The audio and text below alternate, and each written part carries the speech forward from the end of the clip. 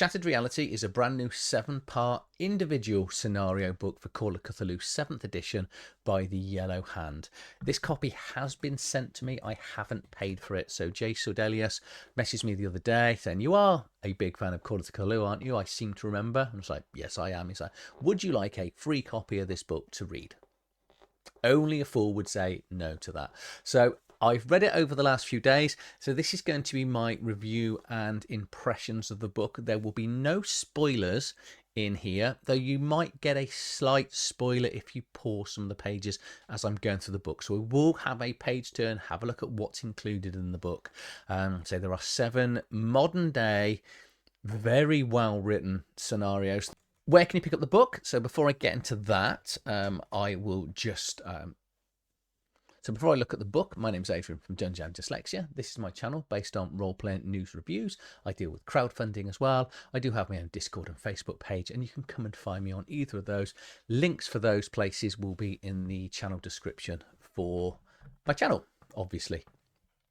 Okay, so where can you pick up a copy of the book? So the book is currently available on print only on Drive-Thru RPG. So here we go. Shattered Reality, a modern Call of Cthulhu and solid anthology written by Jonas Moran, Jay Sordelius and Jared Tallis. It is currently retailing at... Is it retailing? Well, you can currently buy it for $7.72, which I'm guessing is probably about $11, somewhere around there. This also shouldn't be affected by the price hikes that are coming on the 1st of April. If you are going to buy this, or when you buy this book, please do use my affiliate link, because it means I can put that money back into buying other books to review on the channel. I appreciate it. As I said from the start, I haven't actually paid for this copy. Jake very kindly sent me a copy to look at. He hasn't asked me to review it. I haven't been paid for this review. This is just me, after spending a few days reading through the adventures, just sharing with you what I really like about this book. Okay, so say it's 86 pages, and it's called Shattered Reality. And so this is just going to give you an idea of what's in the book. So 7 scenarios. You're going to need 1 game master, 4 to 5 players, approximately 20 to 30 hours, and that's for all of them. They are one shots, but you can combine some of them into an ongoing campaign. You've got 17 pre-generated characters, all the stats for the NPCs, monsters, handouts and maps. Handouts. This is one thing. I did a video specifically about the Yellow Hand the other day, and one thing they do, it really remind me of that old school feel with games that, and Call of Cthulhu 7th edition does this, is they give handouts. But they don't just give handouts for 7th edition, there are other games that they actually give handouts in, and it's really nice having that tactile sort of things to hand across to the players. Yes, you're going to need a photocopier, or obviously if you're getting the PDF copy, you can just print off extra pages to hand out to the players. Okay, so that's enough of where you can buy it from. Just remind you, if you do buy it, when you buy this, please do use my affiliate link. So let's have a look at the book. So here we've got the front cover of the book. I just want to do that. That's a little bit better now, isn't it? So there we go. So there is the front cover of the book. Say it's American horror in the modern era, and well, you can guess. Shattered Reality. Things are going very badly. So I'm just going to go to the back cover of the book first. Got the back cover here. So these are the modern day scenarios for Call of Cthulhu, with the common themes of transcending the unknown planes of existence of humans, entering the realm of the unknown horrors. So the themes explored as reality TV show, office politics, involuntary time travel, social influencers, or social media influencers, urban exploration, insurance policies, and dimension portals. So these are... Well, these are the hints of getting into the 7 scenarios. So 7 scenarios, 86 pages, 20 to 30 hours of playing, 17 pre-generated characters.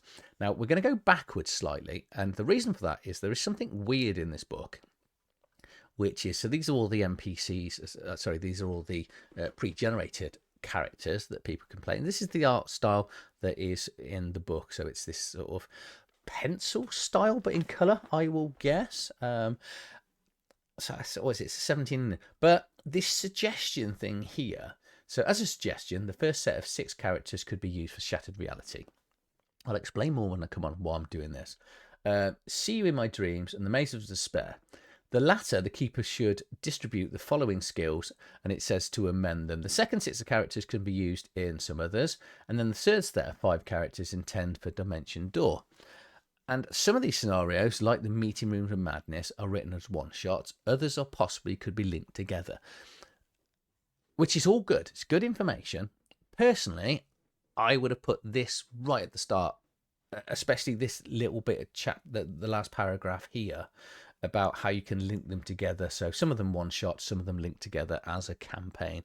I just think it would have been an easier place. It's in the book. It tells you which ones are one shot, which ones you can link. But I would have just minor grumble there. So that's just me grumbling. And so here we've got the list of the pre-generated characters here. So we've got 3 different sets for across the 7 scenarios. Now, do you need to use the NPC, the pre-generated characters? No, it does actually tell you on each of the scenarios. But the book, as ever, should start with table of contents, and we've got an introduction, which is this page here, and then it clearly labels all 7 scenarios out with the titles, the backgrounds to the scenarios, how the scenario begins, events and clues, the finale, dramatic personnel, which are the sort of the major NPCs in each scenario, maps, floor plans, and handouts.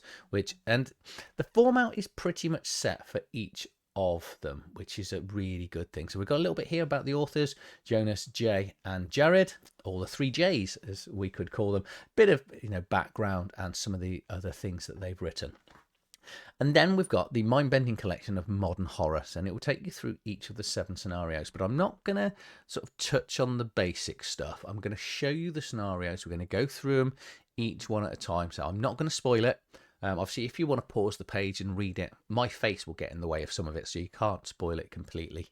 And it just means that we can kind of see the adventures you're going to get in here. So the first one is Shattered Reality, but I'll explain how the scenarios work. So we've got background here, which is the keeper's information, location where it's based, but it does in most of these say you can pick this up and just put it wherever you want and whichever time frames. We've got the major characters and a little bit about them. Then the halls, what the players know. So they've each got a player's information, first impressions, events and clues of things that are going to happen.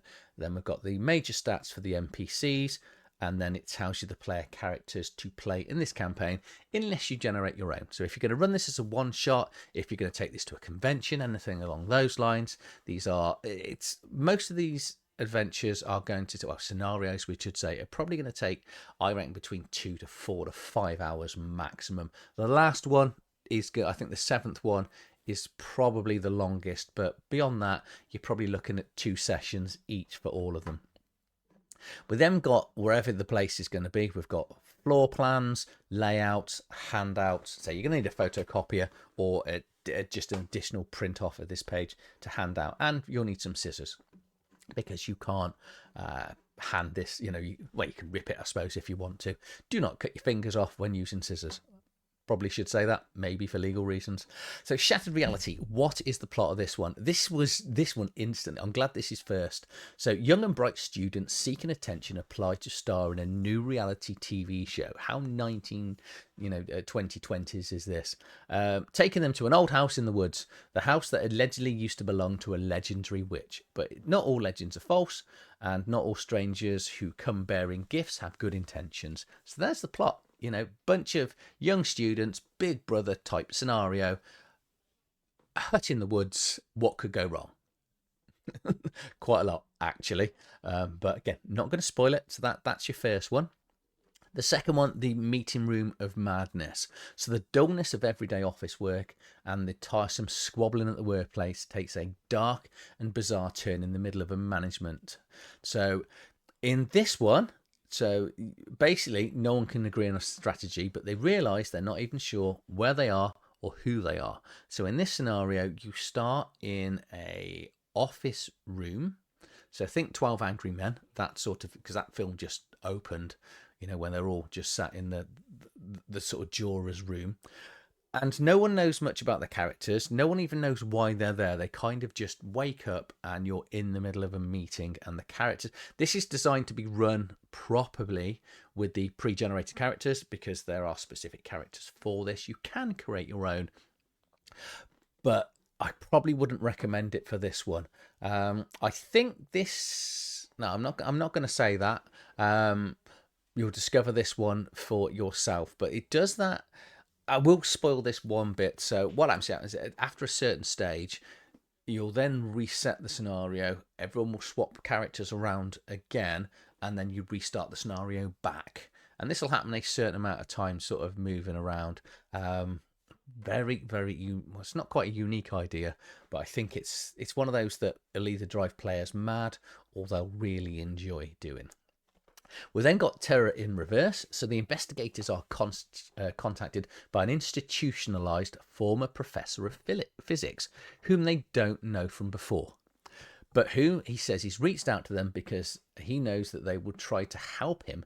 In fact, it's already happened. So this is a bit of a sort of time traveling. It has that feel of someone is contacting you because you need to help them. They're aware that you're gonna help them in the future. It's so a bit of spoiler, a bit of a hound of Tinderless. So yeah, that's a really good, fun little scenario, this one. See You in My Dreams, inspired by a popular influencer. Everyone loves influencers. The investigators are prompted into their dreams, or more precisely, her dreams, and embark on a magical journey into her subconscious. This turns out to be a place filled with both wonder and horror. So yeah, we've got this influencer that says that she can read dreams. But what she does is she manages to take the players off into her dreams. So you need to know, really. And then we've got Astra's memory palace here. So again, all the NPCs that are related to the characters, related to the adventures. The Maze of Despair and the Urban Explorer's Investigator, a shuttered home furnishing retail. So it closed down effectively, with the uncertain surroundings when or why it was actually closed. Inside the store, they find things that are even more strange and that they are not alone. I like this. This is a sort of kids breaking into somewhere to spend the night, and it does say here, a well-known Scandinavian home furnishing retailer called The Nest. Obviously, they don't want to get sued. We know who they mean, and so this scenario has got a variety of stuff that goes on in the location, in the nest. So it's quite cool, teenagers in the night breaking into somewhere, thinking they're really cool and cocky, and then bad things happen.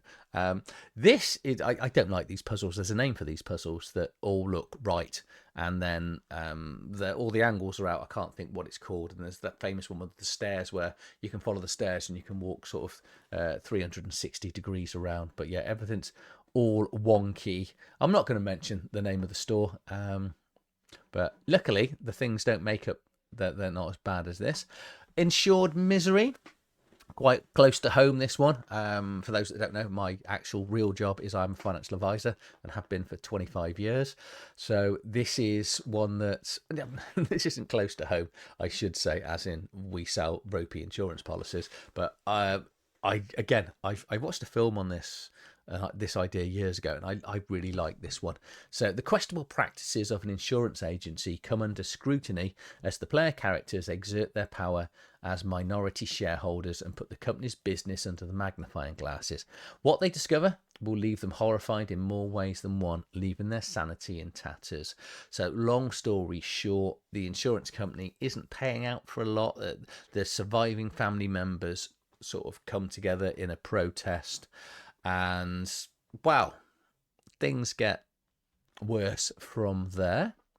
And then last but by no means least, we've got, so this is quite a big one because it's got different parts of the investigators. It's got a few more NPCs, a lot more handouts and floor plans, and then you need like your ID badges and the gavel and things like that. And so it's a larger place to get around for the players to investigate. And then we've got the final one, the Dimension Beyond, when a traumatized medical student is found in very poor health, blooded and ranted about monsters on the street. She is placed in a mental hospital to obtain special specialised help. The FBI is notified to the case, put in a group of experts on the trail to investigate the stranger's events. However, nothing is as it seems, and the strange presence from another dimension now lives in the house. Again, this is set, 2016, designed for 4 or 5 players. It's going to take 4 to 5 hours to play. But this is another one of those, strange person appears in the streets. The player characters in this are going to be sort of experts called upon by the FBI to solve it. And obviously, well, not obviously, but this is probably the largest scenario. It's got quite a lot of NPCs in it, as you can see here, and then again pre-generated player characters. So this is the one where it's got the set player characters, so you can create your own players with the players, but there's a fair amount in this that if you are going to be running some of these, and not convention wise, but you're going to run your own campaigns or missions, you're going to want to kind of set up the scenario first and then create players with your players. What you're not going to want to do is have a load of people just turn up with randomly created 7th edition Call of Cthulhu characters, because it's not going to work for... There's 3 of the scenarios where it won't matter, but there's definitely 4, possibly 5, I think, where you're going to need... You don't necessarily have to use these player characters, the pre-generated characters that are in the book, but you will need to at least have some sort of rules in character creation to make them fit. But say artwork in here is it's a different style. I haven't seen this before, but it's very functional and works. And I don't mean functional in a bad way, if that makes sense. It's like they've taken realistic photos and pictures of people and penciled them. It completely works. It's fluent throughout, and it's good. There's details here of this. I think this is their first book. Jay has sent me this as well to look at, so I will do a very similar video to that with this, The White Circle, which is set in the 1920s scenario for Call of Cthulhu. And then just a reminder here of the other books, Once Upon Draconicus, Sentience, Ashland, and the Tales of Menace and Mystery, as well as Monsters of the Week and RuneQuest. I am doing a live playthrough of Sentience in April with Al at some stage, so hopefully once that's done you'll be able to see that on YouTube. But that is the book itself. So I really like it. The scenarios are all unique. They're very short as well. They were easy to read, which is always handy to me. If I was going to grumble about anything, the text used is a little bit small, but that's mainly because I'm old and I need big, thick glasses to be able to get close enough, but it's really easy to read on the PC. A physical copy of the book, maybe I might struggle. It's absolutely fine on my iPad. So I'm grumbling about something that hasn't actually happened. Background's great. Say the fonts used are nice. NPCs are all well written. They're not too... How do I describe this without being... sometimes you get not stat blocks, but you get backgrounds for NPCs that are really... There's just too much information. So this is what it's like. Take this major character here, Richard Sherman and Teddy Groves. This is it. This is all you get about them. But there's enough in there to fully understand the motivations and the directions of the characters as you go. And then you've got all their stats and skills and abilities, which is, again, nice, easy place. You can print these off, keep them separate, as well as the handouts and the maps. I just really like the fact they are including handouts in here. Artwork covers what's going on in the adventures. It's a really good handout and value for money. What is it? Just under £10 for 7 scenarios, 30 to 40 hours worth. If you think about it like buying a computer game, just to sort of get sidetracked, but not, I always kind of think around about £1 for an hour is good value for money. So if I buy a computer game, I want to get at least 40 hours worth to play out of that. That's just me. And this is £10 to go. So I'd be happy with 10 hours worth of adventures in this book. It's going to give me 30 to 40. But more importantly, the beauty of things like this is that it does give a modern twist to Call of Cthulhu, because a lot of the books that I've already got are 1920s, and you've got Gaslight, I've got Western, I've got the French Revolution as well. But I'm desperately looking for more modern, because of things like I loved Outer Green, so to be able to take Call of Cthulhu and put it into a more modern twist. But there are bits in here as well, so if you want to, there's one of the scenarios based in the 2010, and it says you can even move it. It's got the rules for moving it to different continents, countries. You can run all these where you are. This is a great book, huge value for money, incredibly cheap. So if you're going to go and buy it, please do use my affiliate link. If you've enjoyed this video, please like, share and subscribe to the channel. See you on the next video. Thanks for watching.